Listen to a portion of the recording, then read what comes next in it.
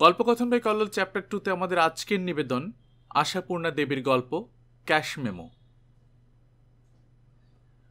ঘরের খিল লাগাবার আপাতত কোনো মানেই হয় না। বাড়িতে প্রাণী বলতে দ্বিতীয় আর কেউ নেই এখন। ঠিকে ঝিটা তো কোন কালে কাজ ছেড়ে বিদায় নেয়। চাকরটাকেও আজ বিদায় করেছে নবেন্দু, তাকে সিনেমা দেখার পয়সা দিয়ে। কেউ সাক্ষী নেই নবেন্দুর কাজের, কেউ রিপোর্ট দাখিল করতে যাবে না অঞ্জলির কাছে। তবু খিলটা লাগালো নবেন্দু, বেশ ভালো করে চাপ দিয়ে। তারপর সন্তর্পণে পকেট থেকে চাবির তোড়াটা। অঞ্জলি কিছুতেই এই তোড়াটাকে হাতছাড়া করতে চাইছিল না। বারবার সন্দেহ প্রকাশ করছিল নবেন্দুর হাতে পড়লে নির্ঘাত এই পৃথিবীর জনারণ্যে হারিয়ে যাবে ওটা, এবং সেই ভয়ঙ্কর বিপদটা ঘটলে অঞ্জলির আর পাগল হওয়া ছাড়া গত্যন্তর থাকবে না। কারণ অঞ্জলির যথাসর্বস্ব নাকি ওই চাবির মধ্যে। তোমার চাবির বহর দেখলে হেসেছিল নবেন্দু। মনে হয় শুধু যথা নয়, অনেক অযথা আশ্রয় পেয়েছ ওদের হেফাজতে। কি করেছ বলো তো? খুব কতগুলো ফলস চাবি ভরে রেখেছো বুঝি রিংটায়? ফলস চাবি ভরে রাখবো আমি রিংয়ের মধ্যে?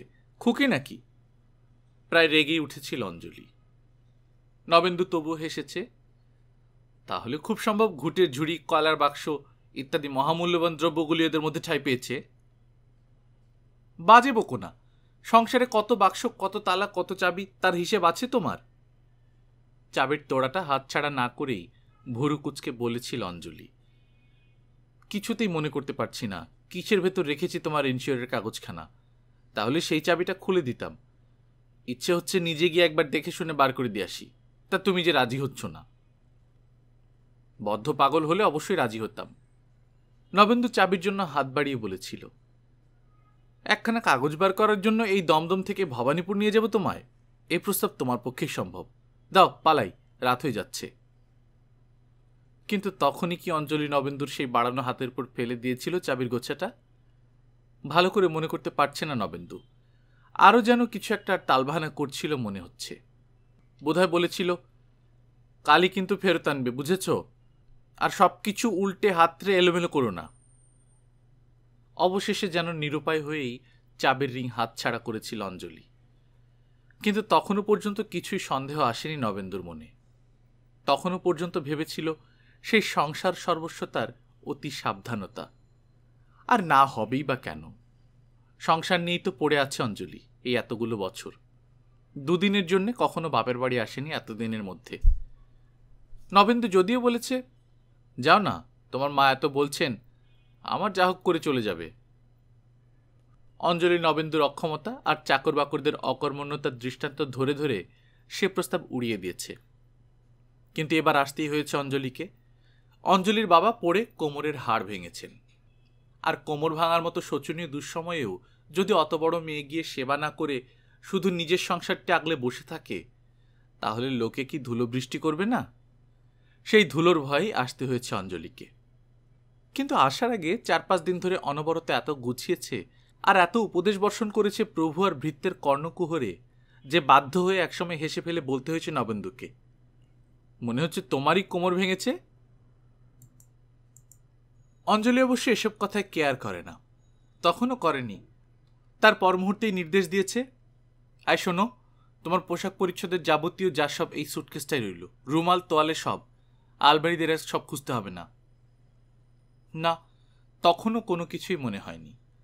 অঞ্জলির বেশি বকা স্বভাব এই ভেবে ওর সব কথায় কানও দেয়নি। সন্দেহ এলো তখন, ঠিক যখন নবেন্দু শ্বশুরবাড়ি থেকে বেরিয়ে রাস্তায় পা দিয়েছে। ঝোড়ো একটা বাতাস উঠল। ভবানীপুরের বাড়ির সেই ঝিমঝিমে ঠান্ডা ঠান্ডা নিঃসঙ্গ ঘরটাকে মনে পড়ল। মনটা কেমন খারাপ লাগলো। আর সেই খারাপ লাগার সঙ্গে সঙ্গে মনে পড়ল অঞ্জলির সঙ্গে ওই চাবি প্রসঙ্গ ছাড়া আর কোনো কথা হয়নি। আশ্চর্য, অঞ্জলিও তো। আর ঠিক সেই সময়টায় মনটাকে যেন আচমকা জ্বরের গা কাটা দেওয়ার শীতের মতো আঁকড়ে ধরল এই সন্দেহটা। চাবির জন্য অঞ্জলি অত এমন করলো কেন? সত্যি সত্যি যে চাবিটা হাতে পাওয়া মাত্রই হারিয়ে ফেলবে নবেন্দু, এতটাই কি ভেবেছে অঞ্জলি? তবে কেন এত দ্বিধা, এত ইতস্তত? তবে কি মনের মণিকোঠায় রক্ষিত কোনো অমূল্য সম্পদের ছোট ছোট কোনো নিদর্শন সঞ্চিত আছে অঞ্জলির গোপন ভাণ্ডারে। বাঘিনীর মতো আগলে রাখতে চাইছে সেই সঞ্চয়টুকু স্বামীর দৃষ্টির সামনে থেকে। চাবিটা পকেট থেকে বার করল নবেন্দু সন্তর্পণে। কোনটা কিসের কিছুই জানে না সে। তার মানেই হচ্ছে এ যাবৎ নবেন্দুর কাছ থেকে আড়াল করে এসেছে অঞ্জলি তার সবকিছু। চোখে ধুলো দিয়ে এসেছে নবেন্দুর, আর নবেন্দু সুখে দিন কাটিয়েছে তদ্গত প্রাণ হয়ে। অঞ্জলি যে আদৌ বাপের বাড়ি যেতে চায় না, সেটাও তো এই একই রহস্য। কে বলতে পারে নবেন্দুরই এইখানে আশেপাশে কেউ রয়েছে কিনা অঞ্জলির আকর্ষণের কেন্দ্র হয়ে? কিনা কেন, নিশ্চয়ই। কে জানে নবেন্দুর অসাক্ষাতে অনুপস্থিতিতে এই ঘরই জমজমাট হয়ে ওঠে কিনা হাসি গল্পে কৌতুকে আনন্দে। নিঃসন্তান স্ত্রীলোক চট করে বুড়িয়ে যায় না। অঞ্জলির মধ্যেও নিশ্চয়ই এখনো যৌবনের আবেগ আছে, চাপল্য আছে। সে আবেগ চাপল্যে ন্যায় অন্যায় বিচার বিবেচনা হারিয়ে ফেলেছে অঞ্জলি। বিচার বিবেচনার যে অভাব সে তো বোঝাই গেল বর্তমান পরিস্থিতিতেই। বাপের অ্যাক্সিডেন্ট শুনে অধীর হয়ে ছুটে গেল না অঞ্জলি শুধু বাপকে দেখবে বলে। গেল ধীরে সুস্থে সংসার গুছিয়ে 5 দিন পরে, নেহাত লোকে কি বলবে বলে। একে কি বলে? প্রবৃত্তি সর্বস্বতা ছাড়া আর কি বলা যায় একে? চাবি চেনে না, তবু আলমারির চাবিটা একবারই লাগলো। আন্দাজের উপর নির্ভর করে লাগাতেই ঘুরে গেল। কিন্তু এতে তো শুধু গরম কাপড় চোপড় আর সিল্ক বেনারসি। রেশম আর পশমকে অক্ষয় অটুট রাখতে কোনো আয়োজনের ত্রুটি রাখেনি অঞ্জলি। ন্যাপথলিনের চাকতি রেখেছে গাদা প্রমাণ, ন্যাকড়ার পুটলিতে রেখেছে কালো জিরে, আর তলায় তলায় বিছিয়ে রেখেছে শুকনো নিম পাতা। শুধু ওর অপরাধের চিহ্নটুকু রাখেনি অঞ্জলি কোনো খাজে, কোনো খোপে। এতে রাখবে কেন? মনে মনে বলে নবেন্দু। এদিকে যে ঘোর সংসারী, কাগজপত্র মানে আর কি চিঠিপত্র এতে রাখবে না। কাগজের সঙ্গে রেশম পোশম থাকলে পোকা হয়, সে কথা নবেন্দুই জানে তো অঞ্জলি। আচ্ছা, এই চাবিটা ছোট আলমারির কি? একবারে হয় না, বারবার চেষ্টা করতে হয়, অবশেষে হয়। কিন্তু ছোট আলমারিতে তো শুধু শাড়ি আর শাড়ি। উফ, এত শাড়ির সঞ্চয় অঞ্জলির! কি করে এত শাড়ি নিয়ে? কখন পরে, কখন পরবে? এত শাড়ি কি নবেন্দু কিনে দিয়েছে? অথবা নবেন্দুর টাকায় অঞ্জলি? কবে, কখন? বাপের বাড়ি থেকে তো বছরে ওই একখানা বই কখনো এক জোড়া দেয় না। তবে তবে শাড়ির উৎস কোথায়? এ কি আর কারো প্রেমোপহার? দুটো আঙুলের ডগা দিয়ে উল্টে পাল্টে দেখতে লাগলো থাকে থাকে সাজানো পাট করা শাড়িগুলো। কে জানি, বোঝা যাচ্ছে না। সবগুলোই মনে হচ্ছে বুঝিবা আগে দেখেছে, আবার সবগুলোই মনে হচ্ছে বুঝি কোনোদিনই দেখেনি। আচ্ছা, এরই কোনো খাজে, কোনো পাটে গোজানি তো একগুচ্ছা চিঠি, একখানা ফটো, দুটো শুকনো ফুল। ভাঁজ করা শাড়িগুলো উল্টে হাতড়ে একাকার করে তছনছ করে বসল নবেন্দু। ভয়ের কি আছে, ঘরে তো খিল লাগানো। কিন্তু গোছানো? পরে গোছালেও চলবে। অঞ্জলি এখন অনেক দিন বাপের বাড়ি থাকবে। এই তো, এটা কি? শুকনো ফুল না? হ্যাঁ, শুকনো ফুলই বটে। শুকিয়ে কালো হয়ে যাওয়া দুটো অপরাজিতা আর একখানা খড়খড়ে বেলপাতা।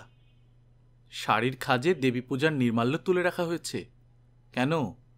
জীবনে শাড়ির রেখা অক্ষয় রাখতে রক্ষা কবচ নাকি? কিন্তু নবেন্দুর যেন রোখ চেপেছে। খুঁজে বার করবেই সে অঞ্জলির কোন একটু রোমান্সের নিদর্শন, যাতে করে ধরা পড়ে যায় অঞ্জলি এ যাবৎ শুধু অভিনয় করে এসেছে নবেন্দুর সঙ্গে। তাই বাক্স দেরাজ শেষ করে খাটের তলা থেকে বার করেছে পুরনো সুটকেস, ভাঙা ট্রাঙ্ক। অনেক নিদর্শন বেরোলো, অঞ্জলির সারা জীবনের অনেক সঞ্চয়। একটা কৌটো বোঝাই শুধু ভাঙা কাচের চুড়ি, অর্থাৎ এ যাবৎকালে যত চুড়ি পরেছে অঞ্জলি আর যত চুড়ি ভেঙেছে সব আছে স্নেহের কোটরে বন্দি। কিন্তু শুধুই কি ভাঙা চুড়ি, ছেঁড়া শাড়ির পাড়? রোল করে করে গোটানো নেই খালি বিস্কুটের টিন বোঝাই হয়ে? নেই শৌখিন গড়নের সেন্টের শিশি একরাশ? পুরনো টেবিলের ড্রয়ারটা হ্যাচ করে টান মারতেই যারা ব্যঙ্গের হাসি হেসে উঠল তাদের শূন্য গর্ভতা নিয়ে। খালি সাবানের বাক্স জমার ঘরে বসিয়েছে অঞ্জলি, বসিয়েছে তার কেটে যাওয়া রঙিন বাল্ব আর ছবির বৃন্দাবন। বছরের পর বছর যত ক্যালেন্ডার ঝুলিয়েছে নবেন্দু, আর তাদের যেসব চিত্র বিচিত্র পৃষ্ঠাগুলো হারিয়েছে ভেবে নিশ্চিন্তে আছে, অথবা যাদের কথা কোনোদিনই ভাবেনি, সেগুলি সমস্ত কাঁচি কাটা হয়ে মজুত আছে একটা পুরনো ট্রাঙ্ক ভর্তি হয়ে। জীবনে তুচ্ছতম এতটুকু অসার বস্তু যদি হারাতে পারেনি অঞ্জলি, সব থেকে সারালো বস্তুটাই কি হারিয়ে বসে থাকবে? না না, কিছুই নেই। বৃথা পরিশ্রম করল নবেন্দু। রাগ হচ্ছে নিজের উপর, ধিক্কার আসছে। ঘরের চেহারা দেখে চাবুক মারতে ইচ্ছে করছে নিজেকে। কিন্তু সত্যি কি এই তুচ্ছ বস্তুগুলোর জন্য প্রাণপণে চাবির গোছা বয়ে বেড়ায় অঞ্জলি? কিছুতেই হাতছাড়া করতে চায় না সেটাকে। অসম্ভব। নিশ্চয়ই চোখ এড়িয়ে গেছে নবেন্দুর। নিশ্চয়ই আবার এই সমস্ত জিনিসগুলো উল্টে পাল্টে তছনছ করে ফেলে কিছু না কিছু তো পাওয়াই যাবে। গুটি কয়েক চিঠি, ছোট এক টুকরো ফটো, দুটো শুকনো গোলাপ। পাগলের মতোই এবার এলোমেলো খুঁজতে থাকে নবেন্দু। কিছুক্ষণ আগে পর্যন্ত 100 বার চাবি পরীক্ষা করে করে এক একটা বাক্স দেরাজ খুলতে গা ছমছম করছিল। এখন আর করছে না। এখন যেন খুন চেপেছে। কে কোথায় বসে যেন ব্যঙ্গ হাসি হেসে বলছে, বোকার মতো কত খাটলি। কিন্তু খানিকটা স্রেফ বোকার মতো এই কথা কেন বিশ্বাস করবে নবেন্দু? কেন বোকার মতো বিশ্বাস করবে অঞ্জলির বক্ষপুটের গোপন সঞ্চয় শুধু ভাঙা কাচের চুড়ি, ছেঁড়া শাড়ির পাড়, জখমি বাল্ব, খালি শিশি, পুরনো ক্যালেন্ডার, ফাঁকা সাবানের বাক্স, আর কিছু নয়? বরের চিঠিও তো তুলে রাখে অনেক মেয়ে, সিল্কের রুমালে বেঁধে বাহারি কোনো বাক্সয়। কিন্তু অঞ্জলি আর কোথায় পাবে সে জিনিস? বিয়ে হয়ে ইস্তক তো দুজনে ছাড়াছাড়ি নেই। দুহাতে জঞ্জাল সরানোর মতো সমস্ত ঠেলে সরিয়ে দিল নবেন্দু। টেনে বার করার সময় খেয়াল করেনি কিসের উপর কি চাপাচ্ছে। স্তূপীকৃত জামা কাপড়, বিছানার চাদর, বালিশের ওয়াড়, টেবিল ঢাকা, পর্দা, তোয়ালে, রুমাল, টাই, মোজা, মশারি, কার্পেটের আসন, আধবোনা সোয়েটার ইত্যাদির মধ্যে মিশিয়ে গেছে পর্বত প্রমাণ জঞ্জাল। মরমরিয়ে ভাঙল দুটো ফাঁকা শিশি, কোণ মুড়ে গেল কাঁচি কাটা ছবিগুলোর। গড়িয়ে গড়িয়ে এদিক ওদিক হয়ে গেল রোল করে গোটানো পিন আটা আটা ছেঁড়া শাড়ির পাড়গুলো। আর যেইমাত্র মনের মধ্যে অদ্ভুত একটা বিরক্তি নিয়ে উঠে দাঁড়িয়েছে নবেন্দু, দাঁড়িয়ে মনে মনে ভাবছে এগুলো পা দিয়ে শুট করে আরো লণ্ডভণ্ড করে দেবে কিনা, ঠিক সেই মুহূর্তে চোখে পড়ল।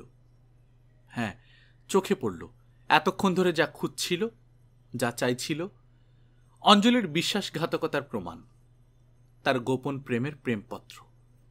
কোন ফাঁক দিয়ে হঠাৎ বেরিয়ে পড়ে হঠাৎই আবার আত্মগোপন করেছিল। কিন্তু ধর্মের কল বাতাসে নড়ে। মোটা ভারী বড় একটা খাম, তার মধ্যে না, তার মধ্যে কি এখুনি তাড়াতাড়ি উদ্ঘাটন করবে না নবেন্দু? বসে বসে রসিয়ে রসিয়ে দেখবে অঞ্জলি কত বড় অভিনেত্রী। খামের উপর থেকে টিপে টিপে অনুভব করল নবেন্দু, নরম নরম খাম নয়, খোলা চিঠি, খুব সম্ভব কারো হাতে হাতে এসে হাজির হয়েছে। পোস্টে আসবে কেন? পোস্টে এলে তো ধরা পড়ে যাবে। কিন্তু কে করেছে দুতিয়ালি? সিধু?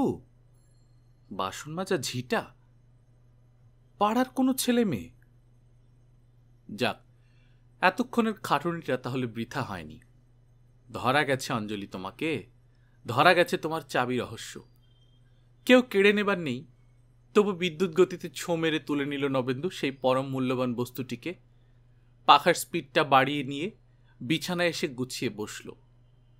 কিন্তু বসে থাকলো আর কতক্ষণ? শুয়েই তো পড়ল তক্ষুনি, হাতের জিনিসটাকে দুমড়ে মুচড়ে ছুঁড়ে মাটিতে ফেলে। তাছাড়া আর কি করবে?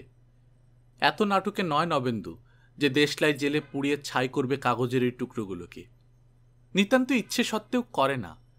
নাটক করবার প্রবৃত্তি নেই বলেই করে না, শুধু নিজেই জ্বলে জ্বলে ছাই হতে থাকে। কিন্তু মনকে তো সব বিষয়ের জন্য প্রস্তুত করে তবেই চাবির গোছা নিয়ে এই আপ্রাণ চেষ্টা করতে বসেছিল নবেন্দু।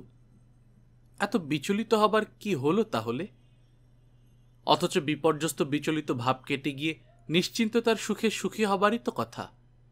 যে কাগজের টুকরোগুলো এত যত্নে আলাদা খামে ভরে আলমারিতে তুলে রেখেছিল অঞ্জলি, সেগুলো তার গোপন প্রেমিকের প্রেমলিপি না হয়ে যে তার এযাবৎকালের জমানো ক্যাশ মেমোর গোছা হয়েছে, এতে আনন্দ না হয়ে এমন যন্ত্রণা কেন হচ্ছে নবেন্দুর? হ্যাঁ, বহুবিধ সঞ্চয়ের মতো ক্যাশ মেমো সঞ্চয়ের একটা নেশা আছে অঞ্জলির। বোধ করে জীবনভর যত জিনিস কিনেছে সব কিছুর ক্যাশ মেমোগুলি পরিপাটি করে ভাঁজ করে তুলে রেখেছে। কিন্তু নবেন্দুর মুখে এমন ভাঁজ পড়েছে কেন? ভয়ানক একটা যন্ত্রণার ভাঁজ। স্ত্রী অবিশ্বাসিনী নয় এই প্রমাণ পাওয়ার ঠিক পরই কেন নবেন্দুর মুখ দেখে মনে হচ্ছে কে যেন ওকে নিদারুণ ঠকিয়েছে, সারা জীবন ঠকিয়ে আসছে। অঞ্জলির কোনো গোপন তথ্য আবিষ্কার করতে পারলে কি সে খুশি হয়ে উঠত, এতক্ষণের পরিশ্রমের মূল্য পেল বলে? কিন্তু তাই কি হয় মানুষ? হওয়া সম্ভব? তবু হচ্ছে, তবু যন্ত্রণা পাচ্ছে নবেন্দু, যেন পুরো একটা মানুষকে কোনো মূল্যে কিনে রেখেছিল অঞ্জলি। তার ক্যাশ মেমোটাও হঠাৎ চোখে পড়ে গেছে নবেন্দুর, চোখে পড়ে গেছে তার তুচ্ছাতিতম মূল্যের অঙ্কটা। গল্পকথন বাই কল্লোল চ্যাপ্টার 2-তে আপনারা শুনছিলেন আশাপূর্ণা দেবীর ছোট গল্প ক্যাশ মেমো। আমরা নিয়মিত গল্প পাঠ করে শোনাচ্ছি। আপনারা যারা প্রথমবার মতো শুনছেন কাইন্ডলি সাবস্ক্রাইব করে নেবেন। গল্প পাঠ ভালো লাগলে বন্ধুদের সাথে শেয়ার করবেন। নিজে ভালো থাকবেন, আশেপাশের লোকজনকে ভালো রাখবেন। টাটা।